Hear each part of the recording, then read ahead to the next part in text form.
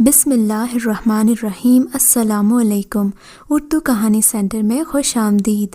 آج کے اس ویڈیو میں آپ کو ایک معصوم لڑکی کے اوپر بیتی دکھ بھری سچی کہانی سنانے چاہ رہی ہوں، لیکن کہانی سنانے سے پہلے نئے آنے والوں سے گزارش ہے کہ اردو کہانی سینٹر کو سبسکرائب کیجیے اور ہماری ویڈیو سب سے پہلے دیکھنے کے لیے بیل آئیکن کو کلک کیجیے۔ چلیے شروع کرتے ہیں کہانی۔ وہ 2 دن کچھ گھریلو مصروفیات کی وجہ سے مجھے وقت ہی مل نہیں پایا تھا کہ میں اپنی دکان کھولوں، لیکن جیسے ہی میں نے دکان کا شٹر اوپر اٹھایا تو اندر کے منظر نے مجھے ہلکا سا جھٹکا پہنچایا تھا۔ دکان کے ایک کونے میں مجھے کپڑوں کی ایک گٹھری پڑی دکھائی دی۔ سب سے پہلا خیال میرے ذہن میں یہی آیا کہ ہماری دکان تو کریانے کی تھی، یہ کپڑے کی گٹھری کہاں سے آ گئی؟ میں ذرا بھی دیر کیے بنا اس گٹھری کے پاس گیا، اسے کھولنے کے لیے ہاتھ آگے بڑھایا تو میرے جیسے ہوش ہی اڑ گئے۔ وہ کوئی بے جان گٹھری نہیں تھی، ایک جیتا جاگتا انسان تھا۔ وہ ایک لڑکی تھی جو میرے ہاتھ لگاتے ہی زمین بوس ہو گئی تھی۔ شاید وہ بے ہوش ہو چکی تھی، مگر وہ کوئی عام لڑکی معلوم نہیں ہوتی تھی۔ سراپائے حسن تھی یا نور کا مجسمہ، میں تو اسے دیکھ کر آنکھیں جھپکنا بھول گیا تھا۔ وہ دلہن کے لباس میں ملبوس تھی۔ یہ دیکھتے ہی میرے ذہن میں پہلا خیال یہی آیا کہ شاید وہ شہر سے بھاگی ہوئی تھی۔ مجھے یہ حیرت تھی کہ یہ میری دکان میں کیسے داخل ہوئی، لیکن اپنے تمام تر خیالات کو بالائے طاق رکھتے ہوئے میں نے اسے ایک مرتبہ جھنجھوڑا کہ شاید ہوش میں آ جائے، مگر بے سود۔ میرے تو ڈر کے مارے اب ہاتھ پاؤں کانپنے لگے تھے کہ کہیں ہماری عزت پر کوئی آنچ نہ آ جائے۔ جب مجھے کچھ سمجھ نہ آئی تو میں نے اپنے بڑے بھائی کا نمبر ملایا، اسے جلد از جلد دکان پر آنے کی تاکید کی۔ ہم دونوں بھائی کریانے کی دکان چلاتے تھے۔ فون کرنے کے ٹھیک 10 منٹ بعد بھائی دکان پر آ گیا۔ مجھے پریشان دیکھ کر بولا، تم اتنے گھبرائے ہوئے کیوں ہو؟ میں نے اس لڑکی کی جانب اشارہ کیا اور بھائی کو ساری کہانی سنا دی۔ اس بات پر تو بھائی بھی پریشان ہو گیا، مگر اس نے جلدی سے ایک گاڑی منگوائی اور لڑکی کو اس میں ڈال کر ہسپتال لے گیا۔ میں پورا دن اپنے بھائی کا انتظار کرتا رہا، مگر وہ واپس نہیں آیا، اور جب رات کو دکان بند کر کے میں واپس آیا تب بڑی دیر کے بعد بھائی گھر آیا۔ میں نے اس کے آتے ہی پوچھا، بھیا آپ کہاں چلے گئے تھے اور وہ لڑکی کون ہے؟ بھائی نے میری جانب دیکھا اور بولا، تم پریشان نہ ہو، وہ کسی مجبوری میں گھر سے بھاگی ہوئی لڑکی تھی، ہماری دکان میں چھپ گئی تھی۔ اسے ہسپتال کے بعد میں دارالامان چھوڑ آیا تھا، بس وہیں کچھ کاغذی کارروائی کرنے میں ذرا سی دیر ہو گئی۔ تم اس بارے میں نہ سوچو، بس اپنی پڑھائی پر توجہ دو۔ بھائی کو اس قدر مطمئن دیکھ کر مجھے بھی ذرا سکون ملا تھا۔ خوشی اس بات کی تھی کہ وہ لڑکی جو بھی تھی ایک محفوظ چھت تلے پہنچ گئی تھی۔ زندگی ایک مرتبہ پھر اپنے معمول پر آ گئی۔ میں امتحانات کی تیاری میں مصروف ہو گیا اور زیادہ تر وقت گھر پر ہی رہنے لگا، جبکہ بھائی اسی معمول کے مطابق دکان پر جاتے تھے۔ دن گزرتے گئے اور ہفتوں میں بدلنے لگے۔ ابھی چند ہی دن گزرے تھے کہ اچانک ایک روز گھر کا دروازہ بجنے لگا تھا۔ میں اٹھ کر دروازے پر گیا تو سامنے کے منظر نے میرا دل دہلا کر رکھ دیا۔ میرا بڑا بھائی سامنے کھڑا تھا اور اس کے ساتھ ایک لڑکی بھی تھی۔ لڑکی نے گھونگھٹ اوڑھ رکھا تھا، لہٰذا میں اس کا چہرہ دیکھ نہیں پایا۔ بھائی نے گھر میں داخل ہوتے ہی بتایا، عامر، یہ تمہاری نئی بھابھی ہے۔ یہ سن کر مجھے حیرت کا ایک جھٹکا لگا تھا، مگر میں نے کوئی رد عمل ظاہر نہیں کیا، کیونکہ میں جانتا تھا کہ اماں بہت واویلا مچائے گی۔ مگر یہاں تو ساری بازی پلٹ گئی۔ اماں تو اس لڑکی پر صدقے واری ہوئی جا رہی تھی، یوں لگتا تھا اماں بھی بھائی کے ساتھ ملی ہوئی ہو۔ میں نے پہلی ماں دیکھی تھی جو بیٹے کے بھاگ کے شادی کرنے پر اس قدر خوشیاں منا رہی تھی۔ میری آنکھیں حیرت سے پھٹی کی پھٹی رہ گئی۔ اماں نئی بہو کو بڑے چاؤ سے اندر لے کر آئیں، اس کا گھونگھٹ ہٹایا، لیکن گھونگھٹ ہٹتے ہی سامنے والے منظر نے میرے اوپر ایک خاموش قیامت برپا کر دی۔ یہ وہی لڑکی تھی جو اس روز ہماری دکان میں بے ہوش پڑی ملی تھی۔ آج بھائی اسے اپنی بیوی بنا کر لے آیا تھا۔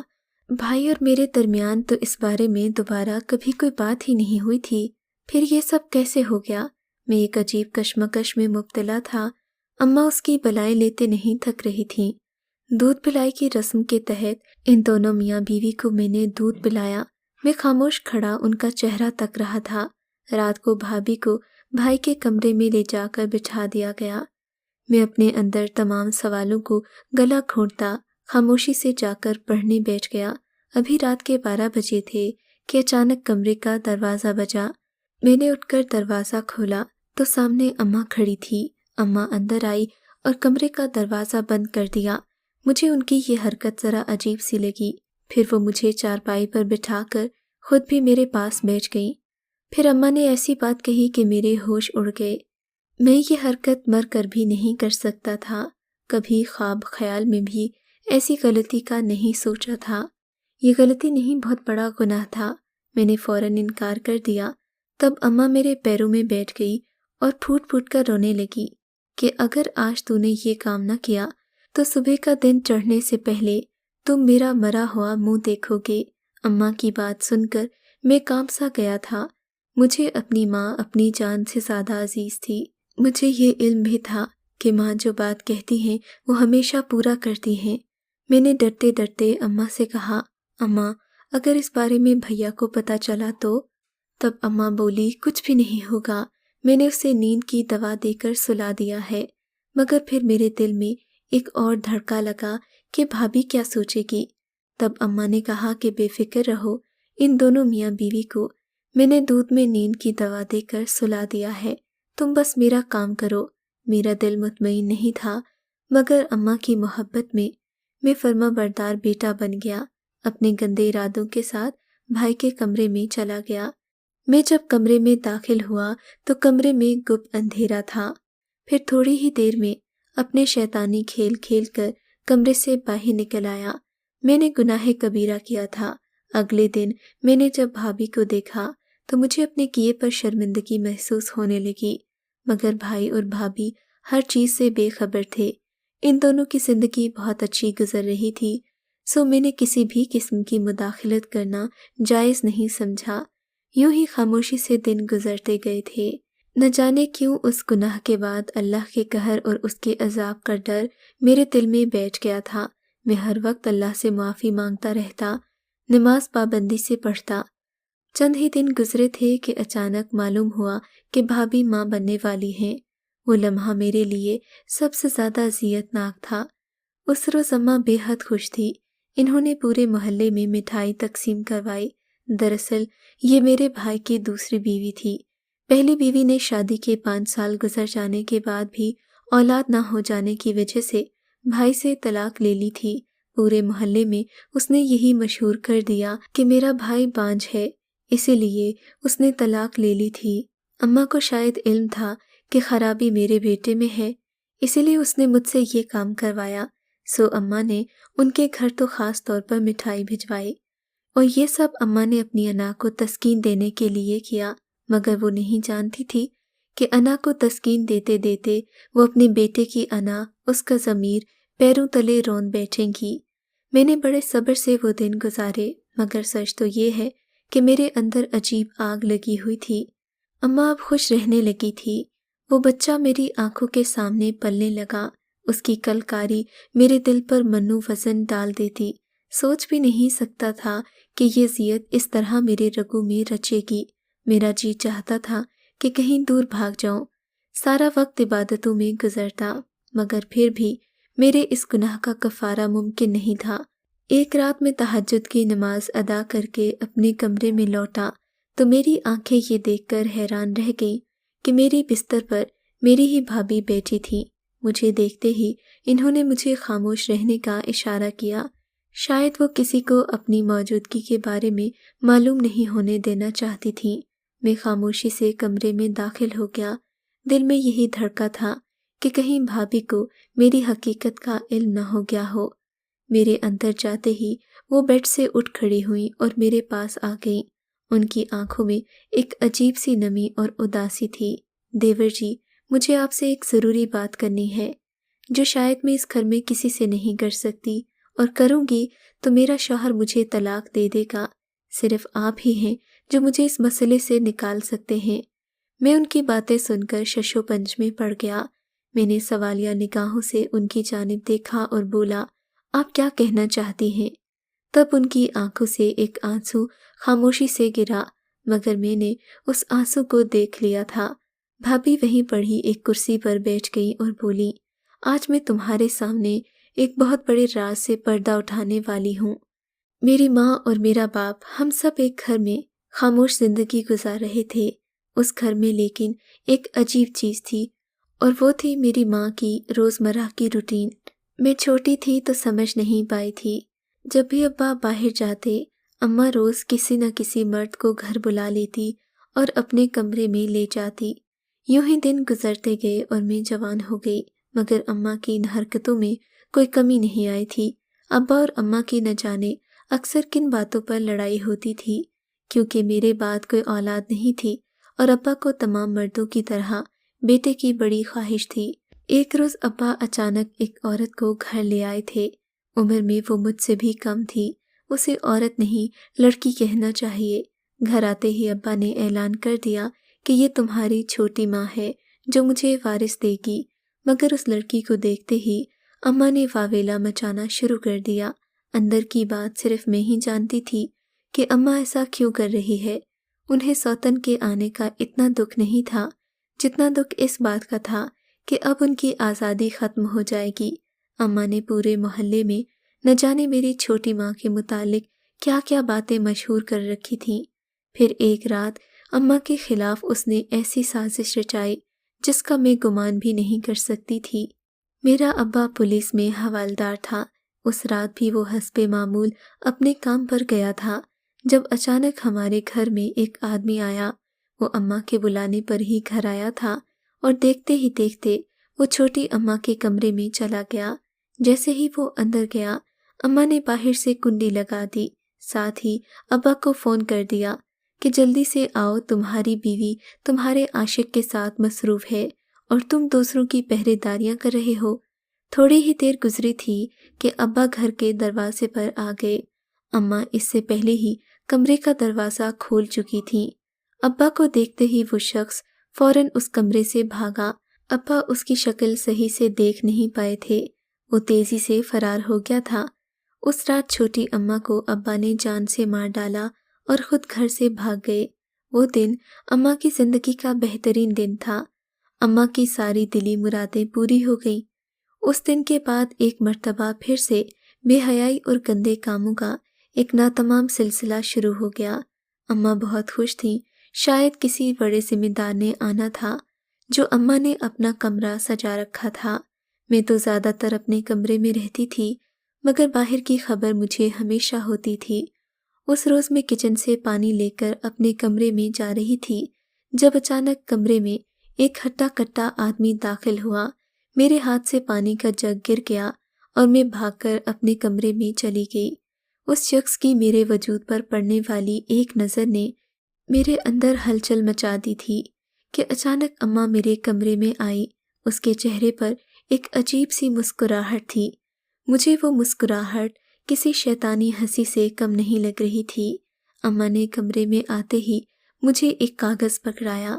وہ کاغذ، اس پر موٹے موٹے حروف میں 10 لاکھ روپے کی رقم درج تھی۔ اسے دیکھ کر میری آنکھیں پھٹی کی پھٹی رہ گئیں۔ میں نے اماں کی جانب دیکھا تو وہ بولی، یہ تیری ایک رات کی قیمت ہے۔ ابھی ایک سیٹھ آیا تھا، اس نے تجھے پسند کیا ہے، وہ اپنے گھر گیا ہے، رات کو پھر آئے گا۔ وہ تو ایک نظر میں تیرا دیوانہ ہو گیا ہے، کھڑے کھڑے 10 لاکھ کا چیک کاٹ کر گیا ہے، تو ایک رات کے لیے اس کے پاس جائے گی۔ یہ سن کر میرے تو پاؤں بری طرح کانپنے لگے۔ یہ کیسی ماں تھی جو اپنی ہی بیٹی کو خود اپنے ہاتھوں سے ایک نامحرم کے حوالے کر رہی تھی۔ میرے تو جیسے اوسان خطا ہو گئے۔ تب اماں نے مجھے تسلی دی تھی۔ میں پھوٹ پھوٹ کر رونے لگی تو اماں بولی، ارے پاگل، اس میں کون سا کوئی غلط بات ہے، پیسہ ہی سب کچھ ہوتا ہے، دیکھ وہ تجھے لاکھوں میں تول رہا ہے، تو بڑی خوش قسمت ہے۔ مگر اماں کی باتیں سن کر مجھے خود سے ہی نفرت ہو رہی تھی۔ کاش اماں مجھے جینے نہ دیتی۔ میں کسی طور پر راضی نہیں تھی، مگر میرے پاس اور کوئی راستہ نہیں تھا۔ اماں نے مجھے اس سیٹھ کے لیے خود اپنے ہاتھوں سے تیار کیا۔ اس طرح میں وہ واحد دلہن تھی جس کی آنکھیں آنسوں سے لبریز تھیں۔ اماں مجھے تیار کر کے شاید سیٹھ کو فون کرنے اپنے کمرے میں گئی۔ میں نے وہاں سے بھاگنے میں ہی اپنی امان سمجھی۔ جلدی سے گھر کا دروازہ کھول کر اندھا دھند گلیوں میں بھاگنے لگی۔ کچھ سمجھ نہیں آ رہی تھی کہ کہاں جاؤں۔ نہ جانے کتنی دیر اس یخ بستہ رات میں ننگے پاؤں بھاگتے گزر گئی۔ جب میں اس گاؤں کی حدود سے نکل گئی تو مجھے ذرا سکون محسوس ہوا تھا۔ مجھے ڈر تھا کہیں وہ لوگ مجھے پکڑ نہ لیں۔ میری ماں ناجائز کام تو کرتی تھی مگر اس کے بہت بڑے بڑے لوگوں سے رابطے تھے۔ میں جانتی تھی وہ لوگ میرے پیچھے ضرور آئیں گے، لہٰذا میں جلدی سے بھاگتی ہوئی دوسرے علاقے کی ایک گلی میں جا پہنچی جہاں مجھے دکان کا شٹر کھلا ہوا نظر آیا۔ شاید آپ لوگ اس وقت دکان بند کر رہے تھے اور آپ فون پر لگے ہوئے تھے۔ میں آپ کا دھیان دوسری طرف پا کر دکان کے اندر جا گھسی اور پھر شٹر بند ہو گیا۔ مجھے وہاں تحفظ کا احساس ہوا۔ اس کے بعد 2 دن تک آپ لوگوں نے دکان نہیں کھولی۔ بھوک پیاس اور اکیلے پن کی گھبراہٹ کی وجہ سے میرا دم گھٹنے لگا۔ نہ جانے میں کب سے بے ہوش ہو گئی تھی۔ مجھے کچھ معلوم نہیں تھا کہ میرے ساتھ کیا ہو رہا ہے۔ پھر جب میری آنکھ کھلی تو میں آپ کے بھائی کے ساتھ ہسپتال میں موجود تھی۔ میں نے آپ کے بھائی کو ایک من گھڑت کہانی سنا دی کہ میرا باپ مجھے بیچنے لگا تھا، لہٰذا میں وہاں سے بھاگ کر آ گئی اور وہ مجھ سے نکاح کرنے پر رضامند ہو گیا۔ لیکن آج ایک مرتبہ پھر سے مجھ پر مصیبت آن پڑی ہے۔ آج جب میں بازار گئی تو میری ماں نے مجھے دیکھ لیا۔ مجھے ڈر ہے کہ وہ مجھے ڈھونڈ نکالے گی۔ خدا کے لیے مجھے اس مشکل وقت سے بچا لیں۔ میری زندگی اور اس گھر کی عزت بہت بڑے خطرے میں ہے۔ اگر آپ کے بھائی کو معلوم ہو گیا کہ میں ایک طوائف کی بیٹی ہوں تو وہ مجھے اسی وقت طلاق دے دیں گے۔ یہ سب کہہ کر بھابھی پھوٹ پھوٹ کر رونے لگیں۔ ان کی ہچکیاں بندھ چکی تھیں۔ مجھے تو سمجھ میں نہیں آ رہا تھا کہ میں کیا کروں۔ میں اپنے بھائی کے پاس گیا اور کہا، بھائی آپ بڑے دنوں سے دبئی میں نوکری کا بندوبست کر رہے تھے۔ میری ایک دوست سے بات ہوئی ہے، آپ اور بھابھی وہیں چلے جائیں، وہ آپ لوگوں کے رہنے کا بندوبست اور نوکری کا انتظام بھی کر دیں گے۔ یہ سن کر میں جانتا تھا بھائی فوراً مان جائے گا۔ وقتی کاغذی کارروائی کے لیے وہ دونوں اسی دن کراچی روانہ ہو گئے۔ میں نے تمام تر ذرائع استعمال کیے اور بھائی کے لیے اپنے ایک کالج کے استاد سے بات کر کے وہاں پر نوکری کا بندوبست کیا۔ پھر چند ہی دنوں میں وہ دونوں بخیر و عافیت دبئی روانہ ہو گئے۔ بھابھی نے اپنا راز بتا کر اپنے دل کا بوجھ ہلکا کر دیا، مگر میرے دل میں آج بھی ایک کسک باقی ہے۔ اللہ نے اماں کو ان کے گناہ کی سزا دی۔ وہ فالج میں مبتلا ہو گئی ہیں اور ہر وقت روتی رہتی ہیں، اپنے گناہوں کی معافی مانگتی ہیں۔ میں نے بھی ابھی تک شادی نہیں کی۔ میرا ان سب چیزوں سے دل اٹھ گیا ہے۔ دل چاہتا ہے کہ اپنے دل کا حال کسی سے کہہ دوں، مگر مجھے کچھ سمجھ نہیں آتی۔ اب آپ ہی بتائیں کہ مجھے سکون کیسے حاصل ہوگا؟ کیا مجھے اپنے بھائی اور بھابھی کو بتا دینا چاہیے کہ جو اولاد وہ پال رہے ہیں اس کا باپ میں ہوں، یا پھر یوں ہی خاموش رہنا چاہیے؟ اگر آپ کو ہماری کہانی اچھی لگی ہے تو اردو کہانی سینٹر کو سبسکرائب کیجیے اور ہماری ویڈیوز سب سے پہلے دیکھنے کے لیے بیل آئیکن کو ضرور کلک کیجیے۔ اور ہاں، کامنٹ سیکشن میں اپنی رائے کا اظہار کرنا مت بھولیے گا۔